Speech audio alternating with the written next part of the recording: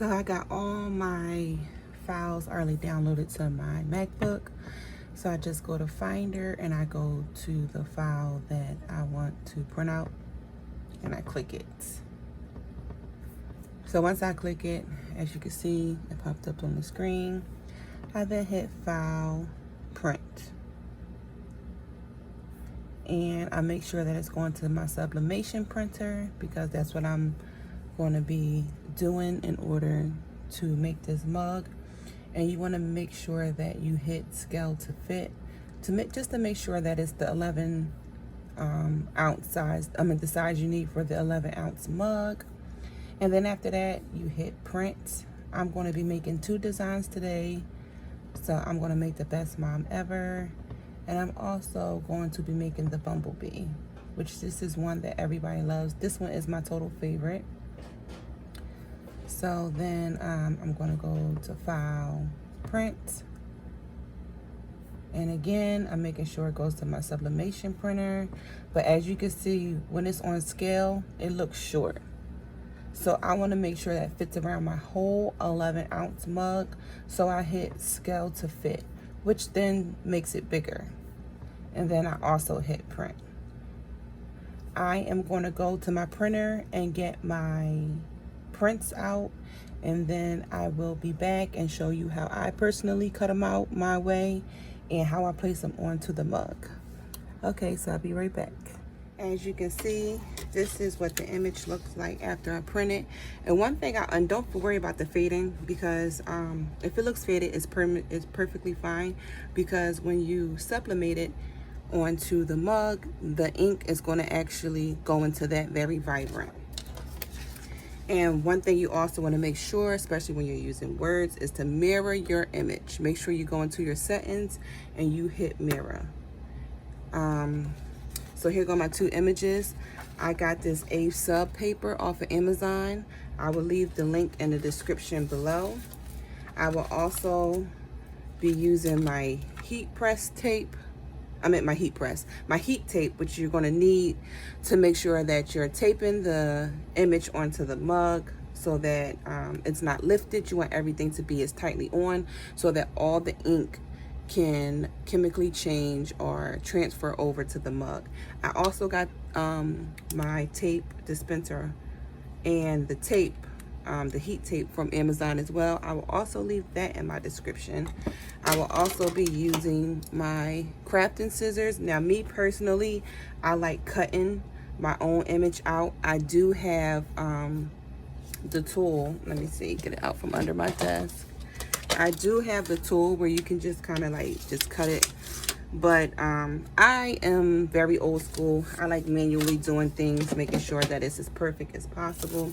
And I will also be using the sublimation mugs. Now remember, when doing sublimation, you are only able to use sublimation blanks. This is a ceramic mug, and you have to use ceramic because you want the ink. The ink is going to transfer over to it.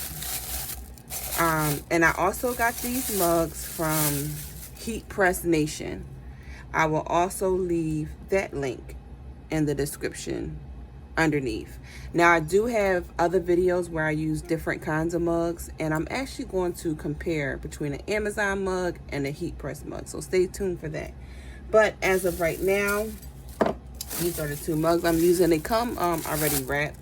If you are doing this as like an order that you want to ship out to somebody, please make sure that you are sanitizing your area. Make sure you are sanitizing your hand. After you bubble wrap your mug, you can also, if you want, place it back into the baggie that it came in. You can make it look cute and kind of twist tie it closed or whatever it is that you want to do. So don't throw these bags away because you can reuse them when you're shipping the order out.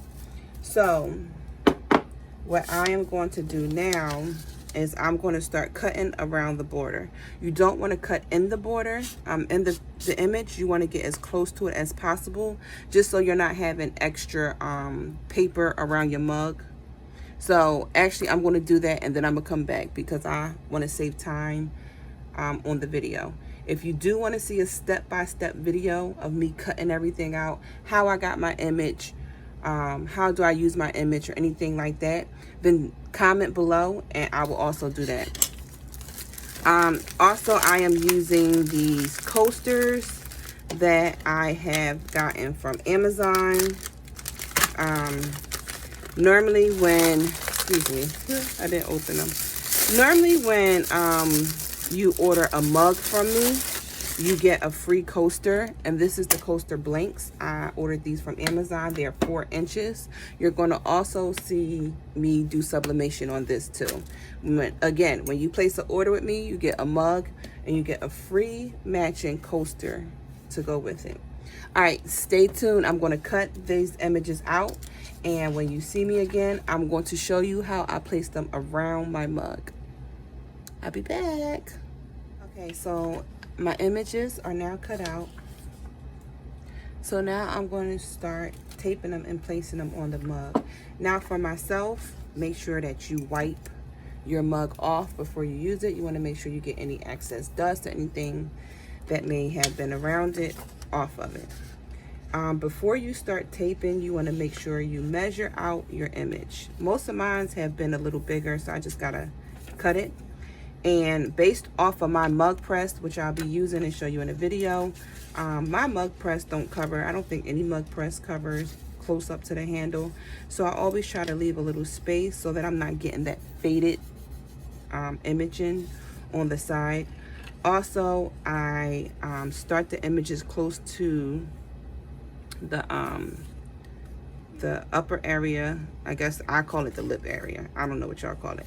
But I try to get it as close up there as possible because you want to make sure that your image covers most of the cup, if not all of it. And I also think about,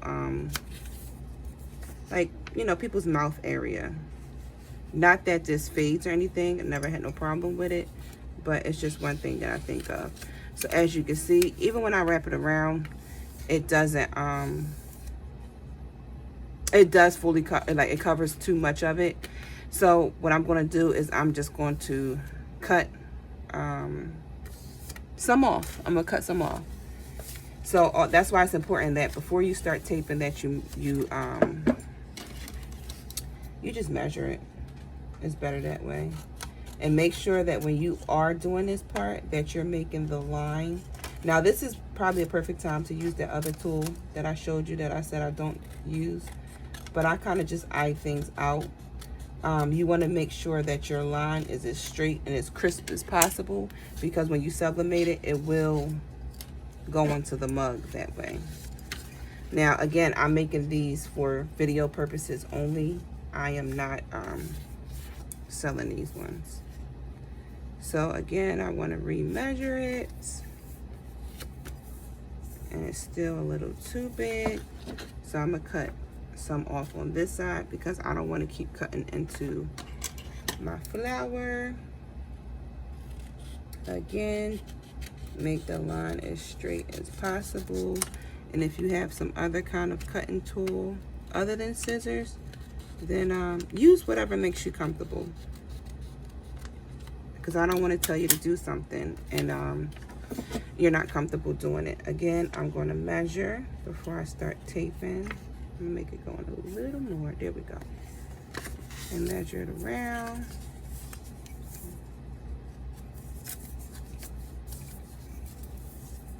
And pull this over a little tad bit more.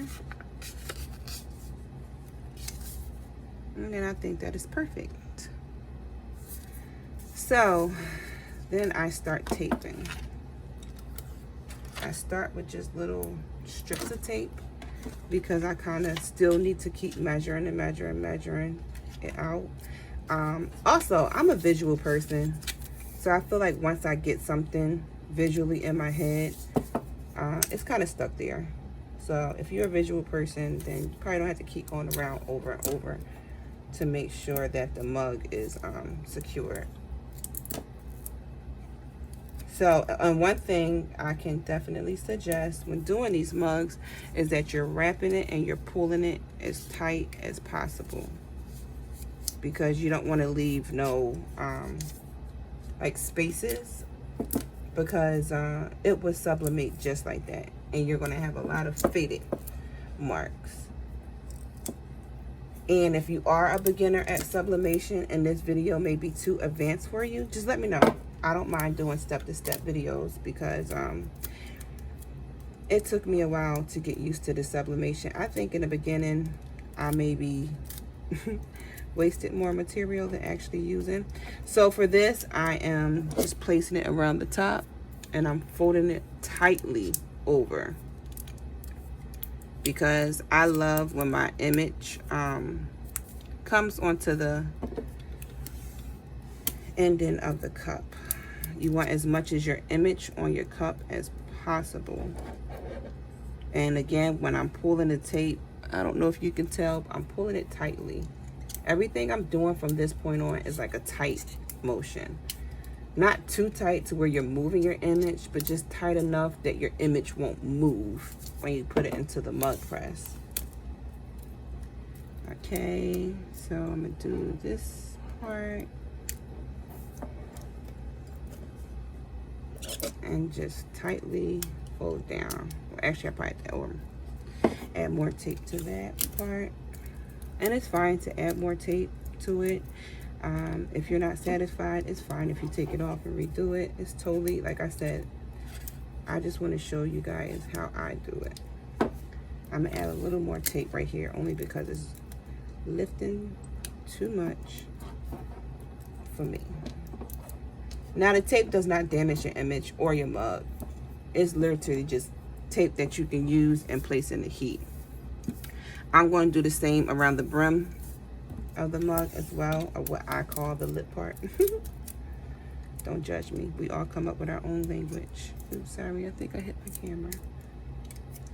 So again, I'm tightly placing it on there. And that is very important. You don't want no air bubbles. You don't want no air to escape through. You want everything to be as tight as possible, so that as your mug or your item, your whatever you're doing, is going to get the best results with the sublimation and the ink. Again, you see me pushing and putting it in. I'm gonna also do around here, because as you can see, that's the lifting that you don't want. You want to make sure that everything is tightly on, so that when the heat is activating the ink onto the mug, that you're not having no air bubbles or any lifting. So I am going to, oops. Let me switch hands. Sorry. I'm going to place the tape and make sure that it is touching the image and the mug. See, now it's nice and flat. It's no lifting. Over here, it's still lifting because I didn't tape it. So the tape is just really just your security blanket with sublimation. Not everything that you sublimate will need to be taped like this. Mainly the mugs and the tumblers. Because you'll see when I do coasters, I just kind of just tape it just to keep the image on. So this is how your mug should look after you're done taping it and after you put it in the heat press. So I'm going to put this image on my other mug the same exact way, and then I will be back to show y'all what mug press I use, what temperature I use, how long it's in there, and you'll see the after results. So stay tuned. Okay, so when you got done your mugs, this is, what they should look like. This is the mug press that I use. I also purchased this off of Amazon. I only had it for a few days, and I think it works really good. And when you're plugging in your mug press, because this gets really hot and it takes a lot of voltage, when you're plugging in your mug press, please do not use an extension cord. Use a straight socket into the wall, because you don't want to melt your extension cord or start a fire. So you open up your mug press, your mug will go inside just like this. Let me see. If you can get a closer look, this is why I stopped at a certain point, because it doesn't cover every part of the mug. So let me put you back down, position you. Okay, so there's an on button on the side. You turn it on. For me, I put my mug press at 370. Oh, let me show you. For 170 seconds. And you want to make sure it's on Fahrenheit. So when you're done, hit OK. It will quickly, let me take this out. It'll quickly heat up. It doesn't take long to heat up at all. And as you can see, it don't take long to heat up. Once it's heat up, I will then place the mug on the inside, and I will be back, so you're not just sitting here waiting. Okay, as you can see, the heat press, the mug press is ready. You also will need some heat protective gloves, trust me, because when you pull this bad boy out, it is hot. So we want to put our mug in, make sure it is centered, and you push it down, and you close it in, and you hit enter. So once you hit enter, as you can see, it's going to start counting down the seconds for you. And once it goes down to 0, you know, all the seconds are gone, you are then going to hear a beep. So I'm sorry for making all these videos so choppy. I just don't want it to be a dragging video. So I'm going to come back once the second mug is already pressed and before I take the tape off. Okay, now we're going to take the tape off. I'm going to do this one first because this just came out and it's hot. And I like using my little crafting tools. That's what they're there for. Use them.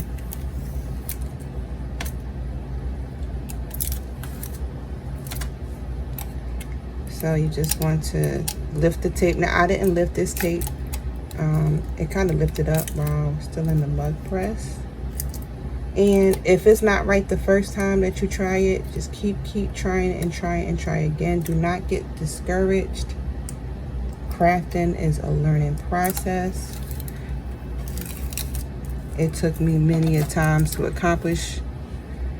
mess up things before I can accomplish it. So do not get discouraged. So we're just going to begin peeling back the tape.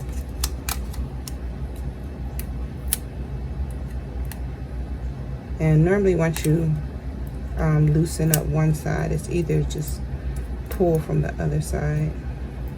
Again, you see me moving slow because this stuff is hot.